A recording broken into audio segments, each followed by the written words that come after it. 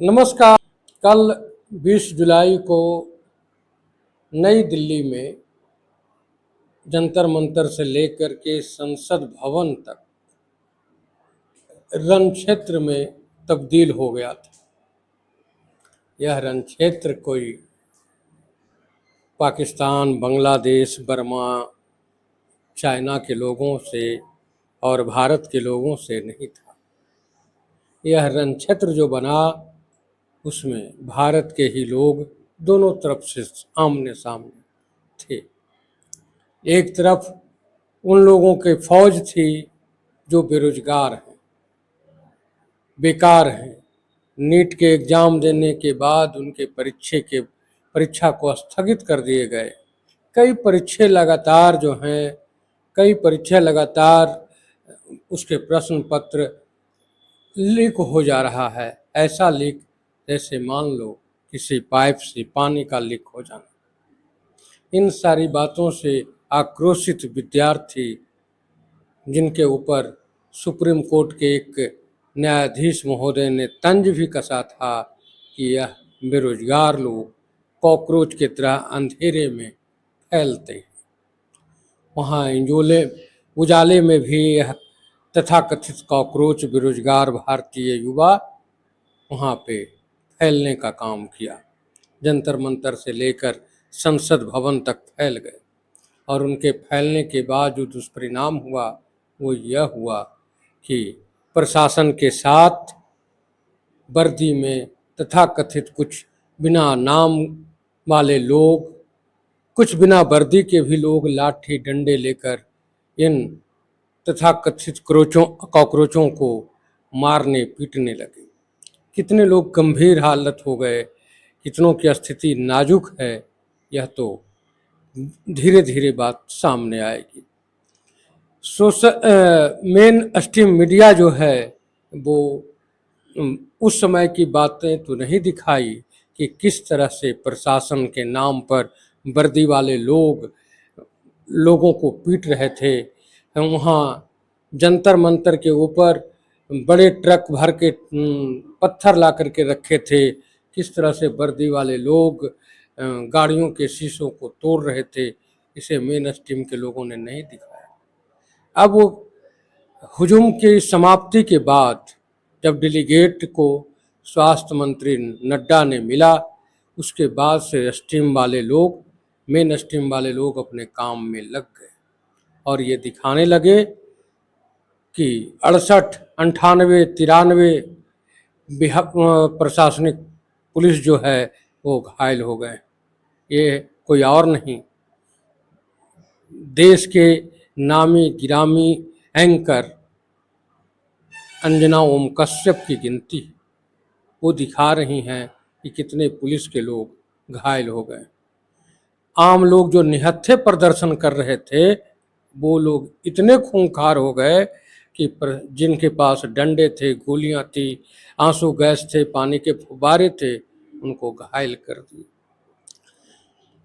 56 inch के सीने का रट लगाने वाले भारत के महामानव प्रधानमंत्री, जो अपने आप को नॉन बायोलॉजिकल भी कहते हैं, जिनके पिता 1947 की लड़ाई के पहले, देश के आज़ादी के पहले इस दुनिया को छोड़ चले गए और इनका जन्म 1950 में होता है।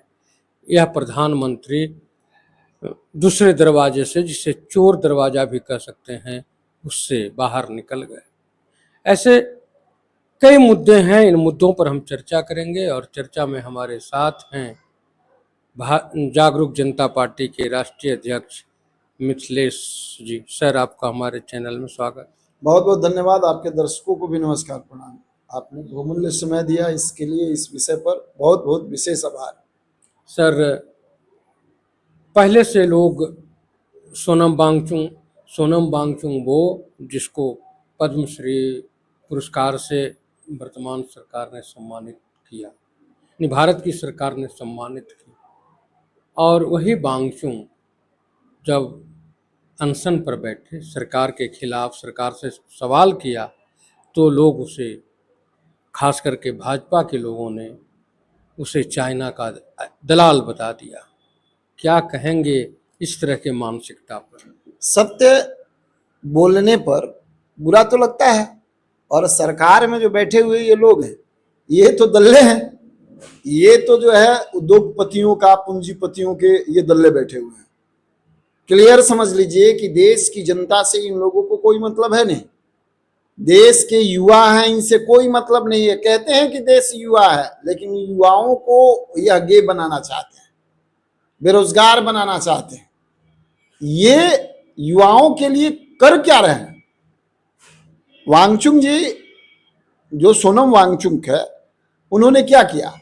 उन्होंने यही कहा ना कि इस देश के युवाओं की जो परीक्षा होती है क्वालिटी टेस्ट का, जिसके माध्यम से उनको किसी भी प्रकार का स्किल कोर्स करने का मौका मिलता है, नौकरी करने का मौका मिलता है, ये पेपर लीक जो होती है, यह पेपर लीक का मामला नहीं होना चाहिए। इसके लिए सरकार होश में है। अब कहां बर्दाश्त होने वाला है, चूंकि पेपर लीक नहीं, लोग तो मंत्रिमंडल में बैठ करके पेपर बेच देते हैं। इससे साबित होता है ये लोग मंत्रिमंडल में रह करके पेपर बेचते हैं, भ्रष्टाचार करके, और पैसे उगाही करते हैं और सरकार बनाते हैं। जनता जाए भाड़ में, युवा जाए भाड़ में, इस देश के लोगों से इनकी कोई मतलब नहीं है। तो इस स्थिति में वांगचुक जी की बात कैसे पसंद आ जाएगी? सीधी बात है, वांगचुक जी की बात पसंद तो तब आती ना कि जब वास्तव में यह सरकार वास्तव में जीरो टॉलरेंस होती, वास्तव में यह सरकार सत्य के रास्ते पर चलती, भ्रष्ट नहीं होती, स्वच्छ सरकार होती। तो ये तो स्वच्छ सरकार नहीं है। तो स्वाभाविक बात है कि बुरे आदमी को, किसी भी बुरे आदमी को बुरा कहिएगा तो उसे बुरा लगेगा और आक्रामक होकर के आपका जान ले लेगा। वही कंडीशन है अभी। सर, दिल्ली में इस आंदोलन के पहले 2 आंदोलन बड़े हुए हैं, इसमें काफ़ी भीड़ थी। एक अन्ना आंदोलन और एक और जो वह लड़की के साथ बलात्कार हुआ था दिल्ली में, उसके आंदोलन के बाद भी दिल्ली का सबसे बड़ा आंदोलन था, जो कई राज्यों के लोग वहाँ जमा हुए, लेकिन प्रशासन उसे दबाने में सफल होने का पूरा प्रयास। अच्छा, प्रशासन और शासन की व्यवस्था जहां तक बात है, तो सरकार की ही बात मानेगी ना प्रशासन? आम आदमी की बात तो मानेगी नहीं। आम आदमी को कंट्रोल करने का काम तो उसका है नहीं। लेकिन कुछ महिला पुलिस हो या जेंट्स पुलिस हो, आरएफ जो है, उनके वर्दी में उनके नेम बेच नहीं लगे। कैसे लगेंगे? वो सरकारी व्यवस्था के तहत जिस तरीके से उनको गाइड किया गया है, उनके अल्लाधिकारियों के द्वारा, उनके आका के द्वारा, देश के प्रधानमंत्री और प्रधानमंत्री डिपार्टमेंट के द्वारा, सरकार से जो जुड़े हुए लोग हैं उनके द्वारा जिस तरीके से गाइडलाइन मिली, उस गाइडलाइन के मुताबिक वह काम किए। कुछ लोग ऐसे भी थे जो सिविल ड्रेस में थे, लेकिन कि पुलिस के साथ मिलकर के वो लाठियां चला रहे थे। बिल्कुल बिल्कुल चला रहे थे। हम पारदर्शी हैं, हम देखे हैं ये सब बात। बिल्कुल चला रहे थे। सरकार अपनी मर्जी का करने के लिए पोसाऊ टाइप के गुंडे रखे हुए हैं। कुछ लोग कह रहे थे कि ये आरएसएस के कार्यकर्ता थे। इस पर मुहर नहीं लगाया जा सकता है, क्योंकि कौन आरएसएस का कार्य करता है और कौन बीजेपी का कार्य करता है और कौन जागरूक जनता पार्टी का कार्य करता है, ये कहने वाले कुछ भी कह सकते हैं। क्योंकि जब तक वह साफ नहीं हो जाता, आइडेंटिटी किसी का नहीं देखा गया है आरएसएस का, कहा जा सकता है। लेकिन सरकार में, सरकार के पक्ष में जिस तरीके से अघोर अपराध हो रहा है, युवाओं के साथ अत्याचार हो रहा है, युवाओं को बरगलाया जा रहा है, युवाओं को जिस तरीके से बेरोजगार बनाया जा रहा है, शोषण किया जा रहा है, उसको डिप्रेशन में लाया जा रहा है, युवा को सुसाइड करने के लिए मजबूर किया जा रहा है, इससे साफ साफ दिखता है कि सोची समझी एक राजनीति है, एक षड्यंत्र है। और इस षड्यंत्र के तहत इस देश को बर्बाद करने की जिस प्लानिंग के साथ सरकार काम कर रही है, उसके माध्यम से उसके द्वारा बुलाए हुए गुंडे जरूर थे। संसद भवन के दरवाजे तक जब प्रदर्शनकारी पहुंच गए, आनन फानन में स्थिति यह बन गई। 2001 में जब सदन पर हमला हुआ था, उसी तरह की तैयारी अचानक से तुरंत करनी पड़ी। क्या हमारे जो प्रदर्शनकारी भारतीय लोग थे, युवा थे, वो आतंकवादी थे, हमला कर देते। यही तो बात है, मैंने क्या पहले ही तो कहा आपको कि तानाशाह व्यक्ति किसी का बात सुनता नहीं है और उसको सिर्फ चापलूसी पसंद है। वह सिर्फ और सिर्फ चापलूसी सुनना पसंद करता है। और यही अभी वर्तमान में भारत सरकार और भारतीय जनता पार्टी और उससे जुड़े हुए कुछ घटक दल के लोग कि है। तो युवाओं की बात कहां से समझ में आएगी? तो अपराधी समझेगा ना। किसी अपराधी को आप कह दीजिएगा कि तुम अपराधी हो, तुमने ये गलत काम किया है, देखिए उसकी स्थिति। सेम कंडीशन है इस देश में। जो अभी शासन तंत्र है बिल्कुल भ्रष्ट लोगों के हाथ में है, बिल्कुल उद्योगपतियों के दलाल के हाथ में है, बिल्कुल भ्रष्टाचारियों के हाथ में है, अपराधियों के हाथ में है। और सरकार अपनी पीठ थपथपा रही है। उसको गलत कहिएगा तो बुरा लगेगा और अंजाम यही हो रहा है जो आप सामने देख रहे हैं। प्रदर्शनकारियों की जांच, कल जो घटनाएं घटी उसमें मेन स्ट्रीम ये करी है, मेन स्ट्रीम मीडिया जो है, कि दोनों तरफ से झड़प हुई है। लगभग 50 से अधिक पुलिस लोग जो हैं वो घायल। ऐसा अंजना ओम कश्यप का भी ये रिपोर्टिंग दिखा रहा था। लेकिन खाली हाथ जो लोग थे वो प्रशासन पर हमला कैसे कर दिए? दूसरी बात यह कहा जा रहा है सरकार की तरफ से कि इसमें कहीं पाकिस्तान का हाथ तो नहीं, इसे इस तरह से देख करके इसकी इंक्वायरी की जाएगी।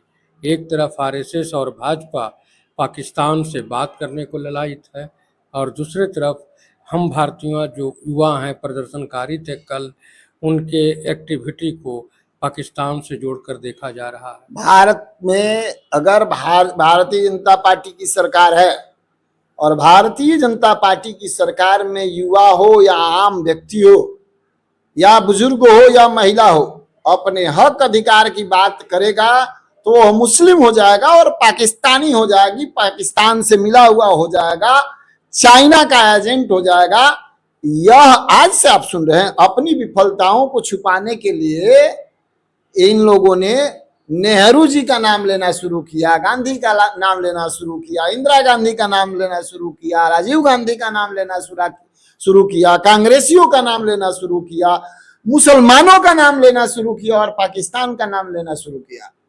और उसी धारा पर ये लोग हैं। नहीं, क्या बात है? इन लोगों ने नया कुछ ऐसा थोड़ी बात कहा। ये तो सीधी बात है। जब भारतीय जनता पार्टी की विफलताओं के बारे में आप बात करेंगे तो सीधी बात है, ये लोग कहेंगे कि तुम पाकिस्तानी हो या पाकिस्तानी एजेंट हो या चाइना के एजेंट हो, इस तरीके की, या मुसलमान हो, इस देश को बर्बाद करना चाहते हो। इसी तरीके की बात कह करके इस देश के लोगों को आज तक बरगला करके सत्ता में बनी हुई है और यह देश उन लोगों के झांसे में पूरी तरीके से आ गया था। लेकिन अब नहीं, सब जान चुके हैं कि भाई हिंदू और मुसलमान करके अब अपनी जीवन नहीं चल सकती। जो छात्र सुसाइड कर लिए, जो छात्र पढ़ते हैं, परीक्षा की तैयारी करते हैं, उनकी पेपर लीक हो जाती है। यह प्रधानमंत्री क्या कहते थे? हमारा देश युवा देश है, ये हमारे भविष्य है, दुनिया का सबसे ताकतवर युवा देश भारत है। उस देश के लेकिन आज के युवा कुछ ऐसे भी हैं जो इन प्रोटेस्ट को कहा कि यह पाकिस्तानी लोग थे और भारत में नारा लगा रहे थे। दिल्ली जो भारत का हार्ट है वहाँ नारा लगा रहे थे, भारत तेरे टुकड़े होंगे, केवल अल्लाह का नाम रहेगा तो क्या।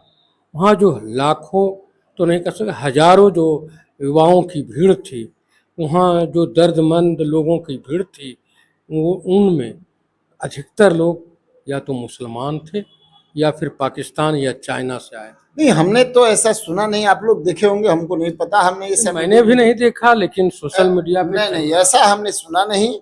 हाँ, कुछ देश विरोधी, जाति विरोधी, बैकवर्ड फॉरवर्ड की राजनीति करने वाले लोग उस मंच पर जाकर के, सोनम वांगचुक जी के मंच पर जाकर के कॉकरोच पार्टी के आड़ में इस देश के लोगों को गलत तरीके से संबोधन किया है, जो कतई स्वीकार नहीं है।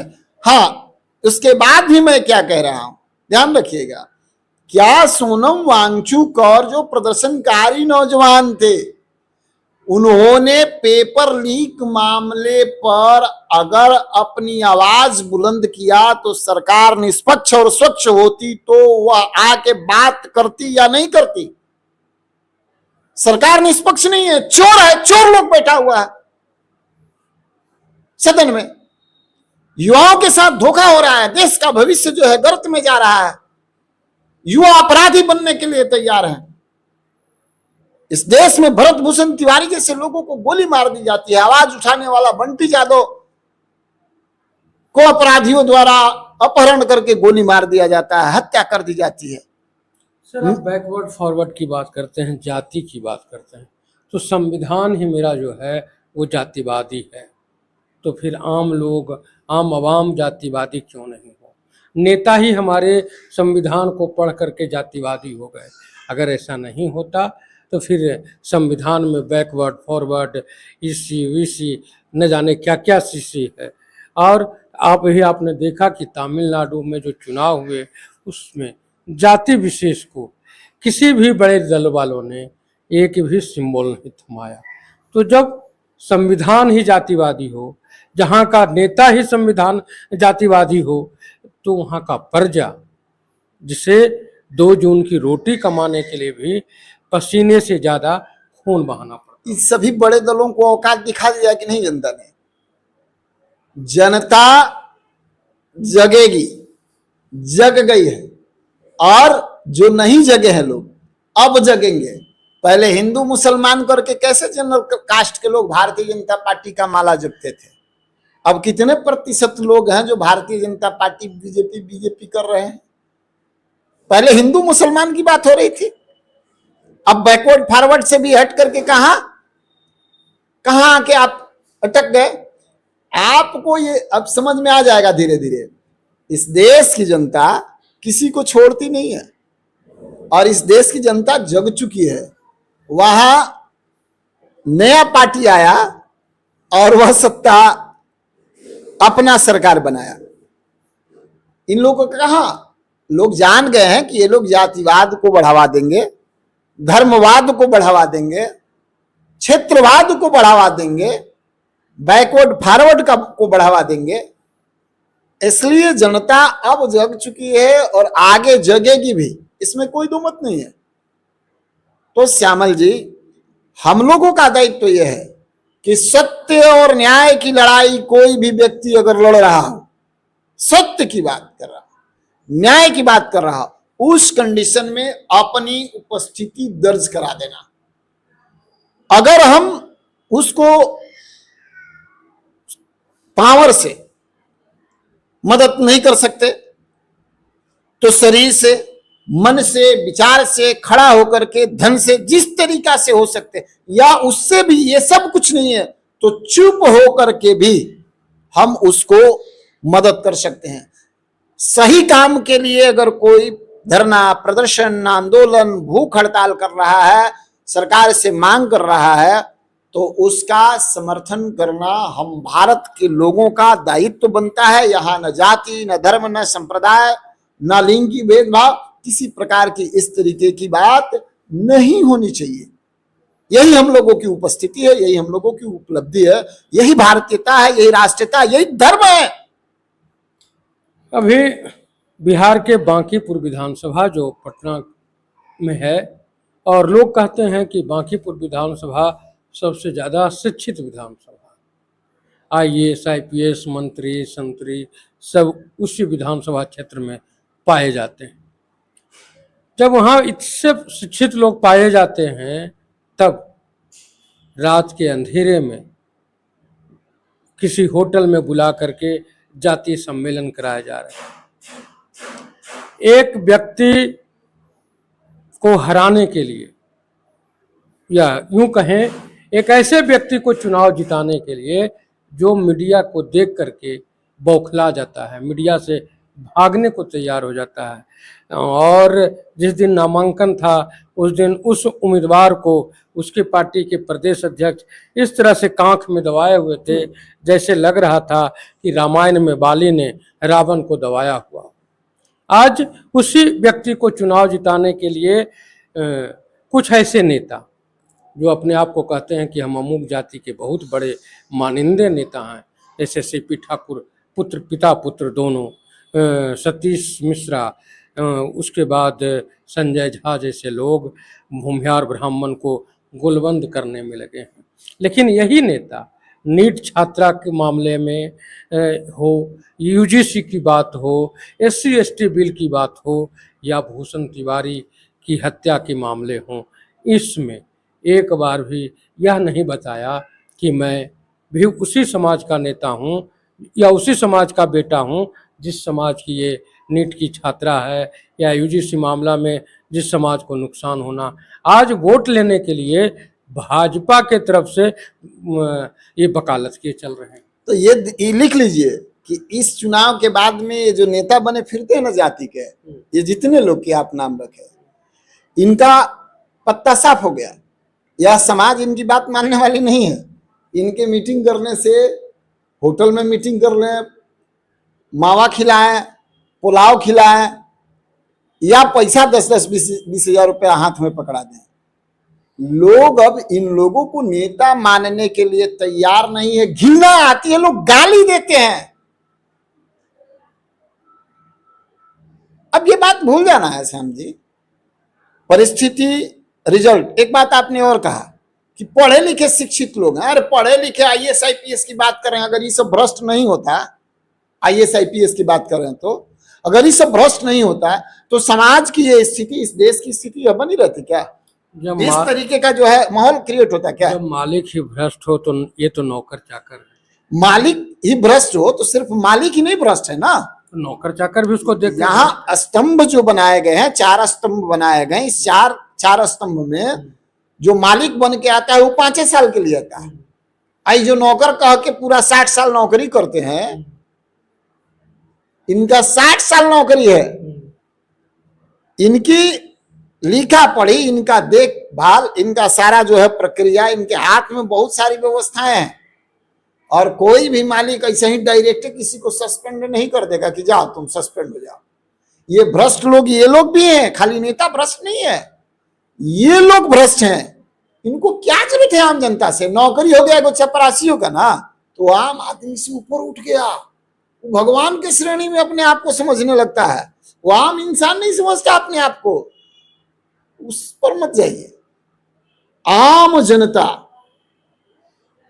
जनता वो अपने समस्या से ग्रसित है, समाज की हित और अहित को समझता है। आम जनता समझती है भला क्या है, बुरा क्या है, और वह लोग वोट जब करेंगे तो आंखों देखिए, आप सामने देखिएगा, 3 तारीख को रिजल्ट आएगा, 30 को वोटिंग होगा, आप देख लीजिएगा। अब रह गया सवाल कि भ्रष्ट लोगों की संख्या अगर ज्यादा होगी तो फिर बीजेपी जीत जाएगा। अगर भ्रष्टाचारियों की संख्या यहां वोट देने में सबसे अधिक हुई तो भारतीय जनता पार्टी जीत जाएगी। एक आखिरी सवाल है सर, सवाल यह है कि भूमिहार ब्राह्मण ये जो दोनों जाति है, इनके IAS IPS क्लर्क, यानी यूँ कहें कि जो भी सरकारी नौकरी में है, वो छोटे ओहदे पे हों या बड़े ओहदे पर, जब तक सरकार के नुमाइंदे होते हैं तब तक उन्हें यह जाति जो है वो याद नहीं आती। लेकिन जैसे ही वो रिटायर करके अपने घर जाते हैं तो अपने बेटा, अपने बहू, अपने पोता, अपने पोती, अपने नाती नातिन से ज़्यादा समाज याद आने लगता है। और वो ब्राह्मण महामंच, भूमिहार महासंघ, इस तरह के संगठन बना करके 2-4 दिन खिलाने पिलाने का जुगाड़ करते हैं, उसके बाद अपने को नेता बनाने लगते हैं।